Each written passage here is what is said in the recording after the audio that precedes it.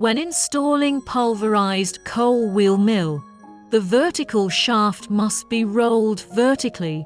To find the timing, the vertical shaft can be lifted first. The roller plate can be moved so that the center hole of the roller plate is aligned with the vertical shaft, and then the vertical shaft can fall into the hole vertically. The two rollers must have equal weight and equal rotation radius.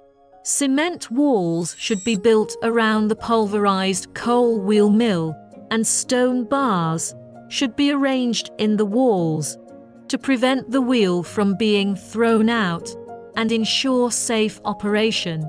After the installation is ready for test run, if the operation is normal, no abnormal sound can be put into production.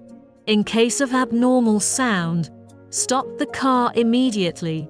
Pulverized coal wheel mill in operation, in addition to crushing materials, also accompanied by grinding. The wider the roller, the greater the relative sliding phenomenon, and thus the greater the grinding effect. Therefore, the choice of wheel width should be analyzed concretely when grinding different materials with wheel mill.